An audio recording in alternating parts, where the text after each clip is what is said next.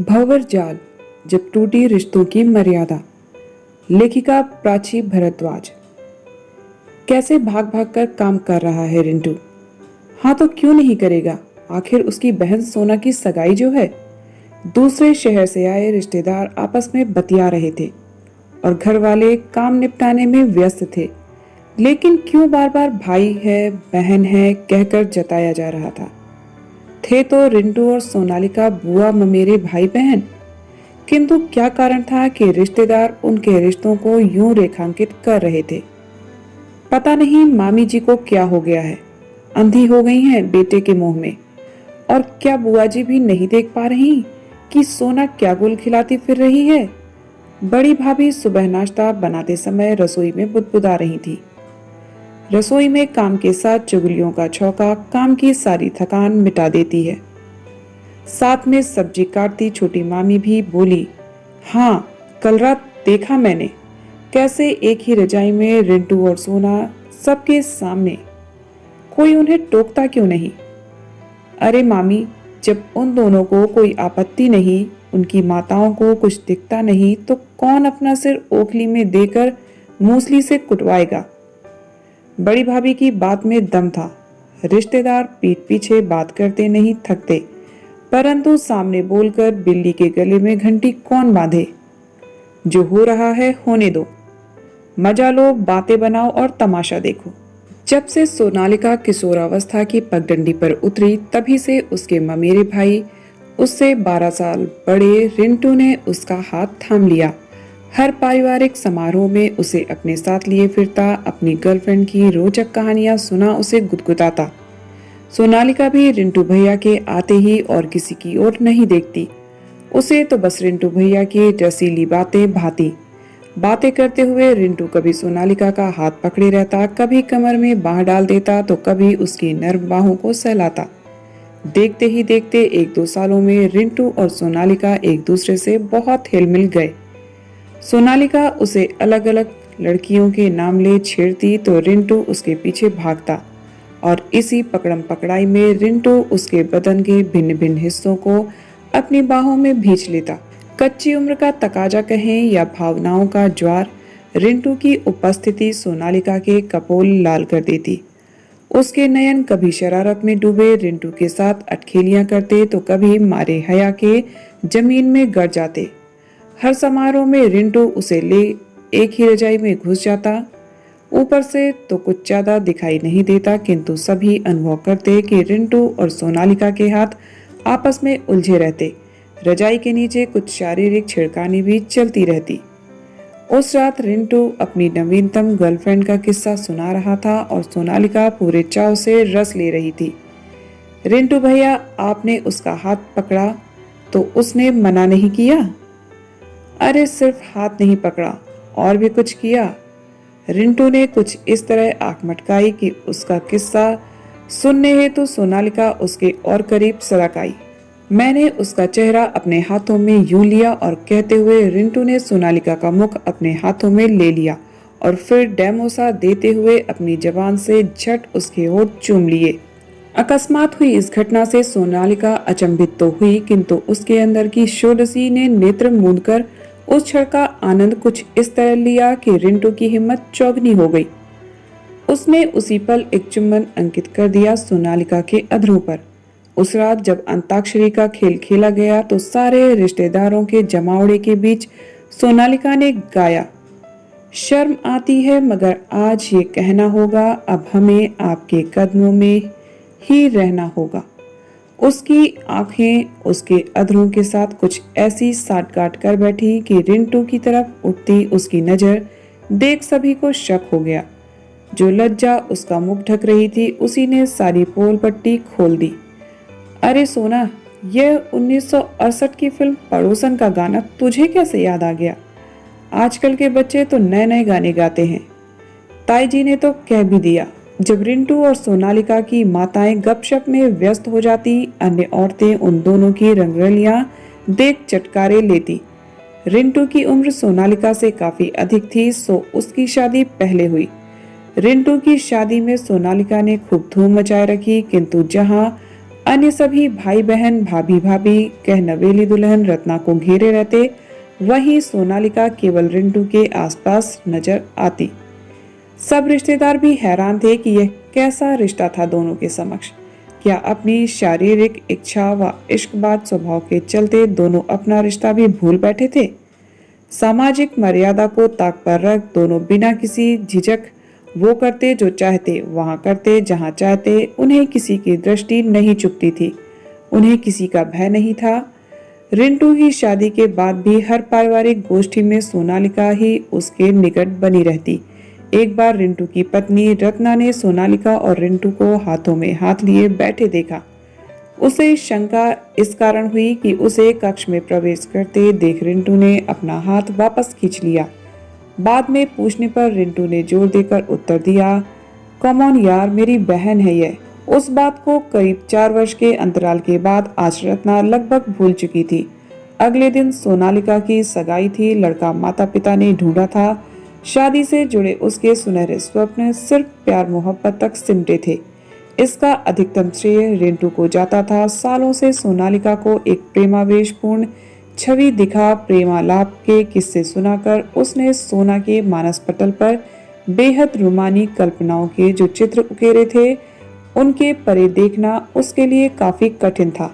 सगाई हुई और शादी भी हो गई, मगर अपने ससुराल पहुंचकर सोनालिका ने अपने पति का स्वभाव काफी सुस्त पाया। ऐसा नहीं कि उसने अपने पति के साथ समायोजन की चेष्टा नहीं की। साल भर में बिटिया भी गोद में आ गई, किंतु उनके रूखे व्यवहार के आगे सोनालिका भी मुरझाने लगी। 1.5 साल बाद जब छोटी बहन की शादी में वो मायके आई तो रिंटू से मिलकर एक बार फिर खिल उठी थी। शादी में आई सभी औरतें सोनालिका और रिंटू को एक बार फिर समीप देख अचंभित थी। अब तो शादी भी हो गई, बच्ची भी हो गई, तब भी हद है भाई सोना की। बड़ी भाभी बुदबुदा रही थी कि रत्ना रसोई में आ गई। क्या हुआ भाभी? रत्ना के पूछने पर बड़ी भाभी ने मौके का फायदा उठा सरलता और बेबाकी से कह डाला, कहना तो काफी दिनों से चाहती थी रत्ना, पर आज बात उठी है तो बता देती हूँ। जरा ध्यान रखना रिंटू का, यह सोना है ना, शुरू से ही रिंटू के पीछे लगी रहती है। अब कहने को तो भाई बहन है, पर क्या चलता है दोनों के बीच यह किसी से छिपा नहीं है। तुम रिंटू की पत्नी हो, इसलिए तुम्हारा कर्तव्य है अपनी गृहस्थी की रक्षा करना, सो बता रही हूँ। बड़ी भाभी की बात सुन रत्ना का चिंतित होना स्वाभाविक था। माथे पर उभर आई पसीने की बूंदों को पोंछती हुए बाहर आई तो सोनालिका और रिंटू के स्वर सुन वो किवाड़ की ओट में होली। कैसी चुप सी हो गई हो सोना, क्या बात है? मेरी सोना तो हमेशा हंसती खेलती रहती थी, रिंटू कह रहा था और साथ ही सोनालिका के केशों में अपनी उंगलियां फिराता जा रहा था। रिंटू, आप जैसा कोई मिल जाता तो बात ही क्या थी। क्या यार, हम भाई बहन क्यों हैं?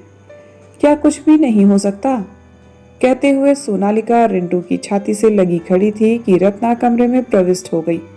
दोनों हतप्रत हो गए और जल्दी स्वयं को व्यवस्थित करने लगे। भाभी आओ ना, मैं रिंटू भैया से कह रही थी कि इतना सुहावना मौसम हो रहा है और ये है कि कमरे में घुसे हुए हैं। चलो ना छत पर चलकर कुछ अच्छी सेल्फी लेते हैं। कहते हुए सोनालिका रिंटू का हाथ पकड़कर खींचने लगी। नहीं, अभी नहीं, मुझे कुछ काम है इनसे। रत्ना के रुखाई से बोलने के साथ ही बाहर से बुआ जी का स्वर सुनाई पड़ा, सोना जल्दी आ, देख जमाई राजा आए हैं। सोनालिका चुपचाप बाहर चली गई। उस शाम रत्ना और रिंटू का बहुत झगड़ा हुआ। बड़ी भाभी ने भले ही सारा ठिकरा सोनालिका के सिर पर फोड़ा था, पर रत्ना की दृष्टि में उसका अपना पति भी उतना ही जिम्मेदार था, शायद कुछ अधिक, क्योंकि वह सोनालिका से कई वर्ष बड़ा था।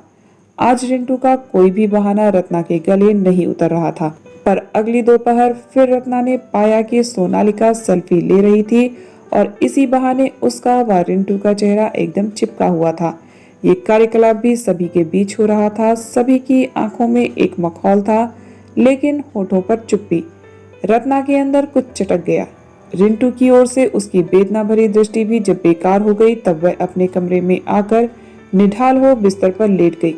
पसीने से उसका पूरा बदन भीग चुका था। आंख मूंद कर कुछ क्षण यूं ही पड़ी रही, फिर अचानक ही उठकर रिंटू की अलमारी में कुछ टटोलने लगी और ऐसे अचानक ही उसके हाथ एक गुलाबी लिफाफा लग गया, जैसे इसे ही ढूंढ रही थी वह। फौरन खोलकर पढ़ने लगी, रिंटू जी, कम से कम यहाँ तो आपको भैया कहने से मुक्ति मिली। मैं कैसे समझाऊं अपने मन को, यह है कि बार बार आपकी ओर लपकता है। क्या करूं, भावनाएं हैं कि मेरी सुनती नहीं, और रिश्ता ऐसा है कि इन भावनाओं को अनैतिकता की श्रेणी में रख दिया है। यह कहाँ फंस गई मैं। जब से आपसे लौ लगी है, अन्य कहीं रोशनी दिखती ही नहीं। आपने तो पहले ही शादी कर ली और अब मेरी होने जा रही है। कैसे स्वीकार पाऊंगी मैं किसी और को। कहीं अतरंग पलों में आपका नाम मुख से निकल गया तो सोचकर ही कांप उठती हूँ। कुछ तो उपाय करो। हर पल आपके प्रेम में सराबोर, बस आपकी सोना। रत्ना के हाथ कांप गए। प्रेम पत्र हाथों से छूट गया। उसका सिर घूमने लगा। भाई बहन में ऐसा रिश्ता। सोच सोचकर रत्ना थक चुकी थी। लग रहा था उसका दिमाग फट जाएगा। हालांकि कमरे में सन्नाटा बिखरा था, पर रत्ना के भीतर आंसुओं ने शोर मचाया हुआ था। इस मन मस्तिष्क की ऊहापोह में उसने एक निर्णय ले लिया। वह उसी समय अपना सामान बांध मायके लौट गई। सारे घर में हलचल मच गई। सभी रिश्तेदार गुपचुप सोनालिका को इसका दोषी ठहरा रहे थे, लेकिन सोनालिका प्रसन्न थी। उसकी राह का एक रोड़ा स्वयं ही हट गया था। इसी बीच शादी में शामिल होने पहुंचे सोनालिका के पति के कानों में भी सारी बातें पड़ गईं। ऐसी बातें कहाँ छिपती हैं भला। जब उन्होंने अपनी पत्नी सोनालिका से बात करनी चाहिए तो उसने उल्टा उन्हें ही 4 बातें सुना दी। आपकी मुझे कुछ बोलने की हैसियत नहीं है। पहले रिंटू भैया जैसा बनकर दिखाइए, फिर उन पर उंगली उठाइएगा। भन्नाती हुई सोनालिका कमरे से बाहर निकल गई।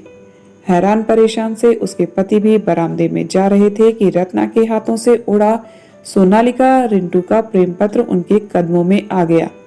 मानो सोनालिका की सारी परतें उनके समक्ष खुलकर रह गईं। उन्हें गहरी ठेस लगी। गृहस्थी की वह गाड़ी आगे कैसे चले जिसमें पहले से ही पंक्चर हो। दिल कसमसा उठा, मन उचाट हो गया। किसी को पता भी नहीं चला कि वे कब घर छोड़कर लौट चुके थे।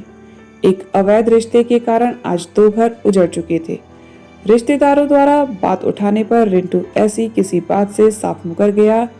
कैसी बात कर रहे हैं आप लोग, शर्म नहीं आती? सोना मेरी बहन है।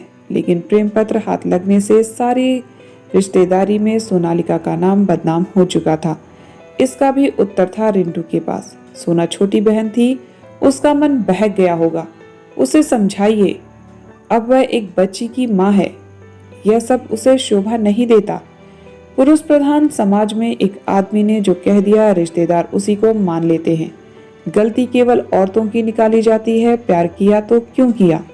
उसकी हिम्मत कैसे हुई कोई कदम उठाने की? और फिर यहाँ तो रिश्ता भी ऐसा कि हर तरफ थू थू होने लगी। सोनालिका एक कमरे में बंद, अपना चेहरा हाथों से ढांपे, सिर घुटनों में टिकाए जाने कब तक बैठी रही।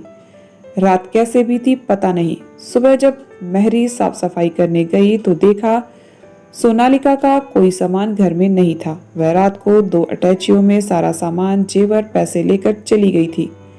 महीनों तक पता नहीं चला कि रिंटू और सोनालिका कहाँ हैं।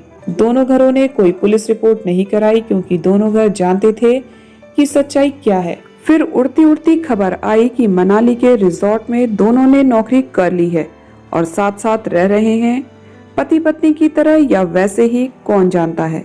तो दोस्तों, आपको ये कहानी कैसी लगी कमेंट करके जरूर बताइएगा। इसी तरह की ढेर सारी कहानियों के लिए चैनल को सब्सक्राइब जरूर कर लीजिएगा।